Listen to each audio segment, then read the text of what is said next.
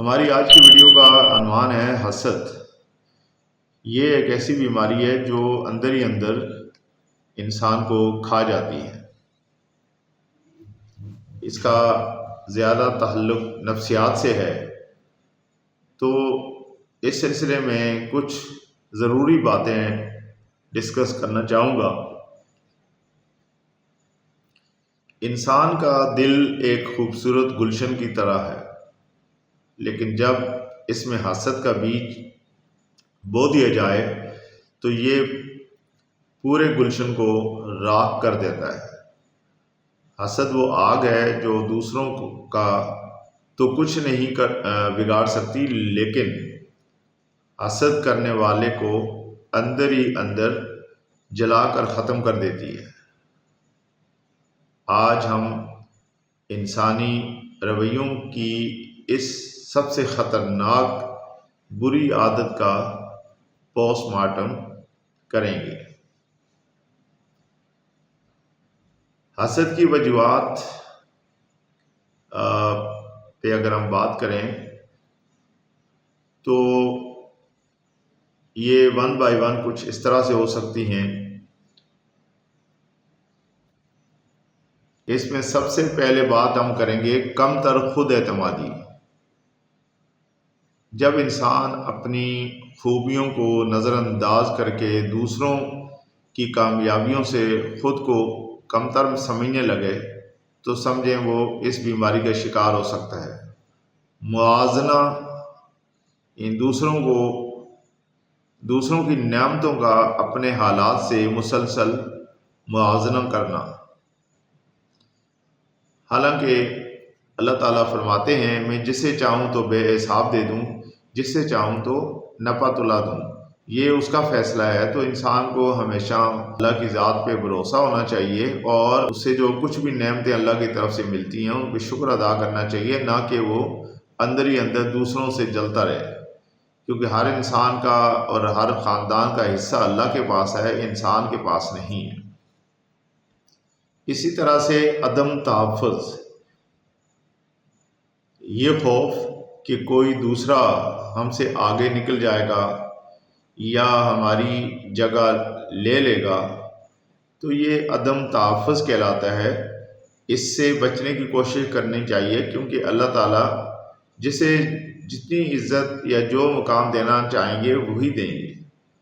ہم سب اس کے تابع ہیں، لہٰذا ہمارا ایمان ہونا چاہیے کہ کسی کی کوشش سے کچھ بھی نہیں ہو سکتا، ہمیں اللہ تعالیٰ سے ہمیشہ مدد مانگنی چاہیے۔ اسی لیے ناشکری سے بچنے کے لیے ضروری ہے کہ اپنے پاس موجود نعمتوں کی قدر کرنی چاہیے، ناقدری نہیں کرنی چاہیے، اور دوسروں کی چیزوں پر نظر رکھنا چھوڑ دینا چاہیے۔ جو کچھ انسان کو ملے اس کا شکر ادا کرنا چاہیے۔ زندگی پہ ان چیزوں کے بڑے برے اثرات مرتب ہوتے ہیں اگر ہم خیال نہیں کرتے، تو ایک تو ذہنی سکون کی بربادی ہو جاتی ہے۔ حسد کرنے والا شخص کبھی پرسکون نہیں ہو سکتا، کیونکہ وہ دوسروں کی خوشی میں اپنی ناکامی دیکھتا رہتا ہے اور کبھی خوش نہیں ہوتا۔ رشتوں میں دراڑ پڑ جاتی ہے۔ یہ عادت بھائی کو بھائی سے اور دوست کو دوست سے دور کر دیتی ہے۔ اس لیے اس سے بچنے کی کوشش جس قدر ممکن ہو کرنی چاہیے۔ جسمانی بیماریاں لگ جاتی ہیں، مسلسل ذہنی دباؤ کی وجہ سے بلڈ پریشر، دل کے امراض اور بے خوابی جیسے مرض کا شکار ہو جاتا ہے ایسا انسان۔ روحانی نقصان بھی ہوتا ہے۔ حسد نیکیوں کو ایسے کھا جاتا ہے جیسے آگ سوکھی لکڑی کو کھا جاتی ہے۔ لہٰذا ہمیں چاہیے کہ ہم جس قدر ممکن ہو اس گندی عادت سے جان چھڑائیں، اسے گناہ سمجھیں۔ اب اس میں جو احتیاط یا تدارک ہو سکتے ہیں اس سلسلے میں ہم بات کرنا چاہیں گے۔ سب سے پہلے بات یہ ہے کہ شکر گزاری کی عادت ڈالی جائے۔ ہر وقت جو کچھ اللہ نے اسے دیا ہے، اپنے سے نیچے لوگوں کو دیکھا جائے کہ ہمارے پاس تو یہ ہے، ان کے پاس نہیں ہے، لہٰذا ہم شکر ادا کریں۔ روزانہ 3 چیزوں کی فہرست جو آپ کے پاس ہیں اور دوسروں کے پاس نہیں ہیں، یعنی کہ وہ چیزیں جو آپ کے پاس ہیں اور دوسروں کے پاس نہیں ہیں، ان کو دیکھ کے اللہ کا شکر ادا کریں۔ اپنی ترقی پہ توجہ دیں، دوسروں سے مقابلہ کرنے کے بجائے اپنے آج کو اپنی کل سے بہتر بنائیں۔ نئی نئی چیزیں سیکھیں، اپنے اسکلز میں اضافہ کریں، علم میں اضافہ کریں تو خود بخود یہ مسئلہ حل ہو جائے گا۔ دوسروں کی خوشی میں شریک ہوں، دوسروں کی کامیابی اور انہیں مبارکباد دیں، ان کی کامیابی پر انہیں مبارکباد دیں۔ یہ عمل حسد کے زہر کو ختم کرتا ہے۔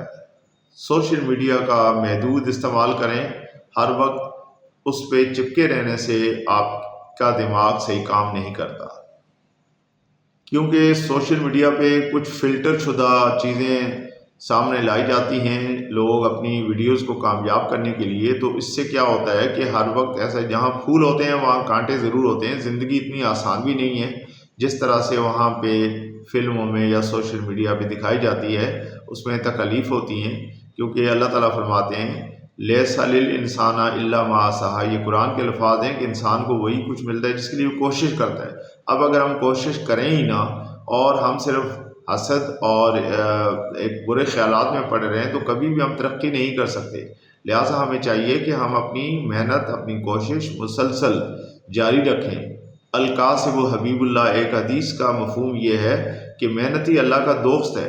جب اللہ تعالیٰ کا دوست قرار دیا گیا ہے تو عام انسان تو ایک دوسرے کو چھوڑ سکتے ہیں، لیکن اللہ تعالیٰ اپنے کسی بھی دوست کو نہیں چھوڑتے اگر ہم ان کی بتائی ہوئی باتوں پہ عمل کریں۔ نبی صلی اللہ علیہ وسلم نے ہمیں جو گائیڈ لائن دی ہیں اس کے مطابق ہم چلیں تو حسد خود بخود کم ہو جائے گا اور ہم ایک اچھی زندگی گزارنے کے قابل ہو جائیں گے۔ ہومیوپیتھی میں انسانی مزاج اور جذبات کا علاج ادویات سے کیا جاتا ہے۔ صحیح علامات کا انتخاب ہو تو بڑا جلدی فائدہ ہوتا ہے۔ لیکسس ایک دوا ہے، یہ حسد اور رقابت کے لیے سب سے بہترین دوا مانی جاتی ہے۔ اس کو 200 کی پاور میں صبح شام لیا جا سکتا ہے۔ آیوسمس ایک دوا ہے، اگر حسد کی وجہ سے انسان شک کا شکار ہو جائے یا شدید بے چینی محسوس کرے تو یہ دوا فائدہ دیتی ہے۔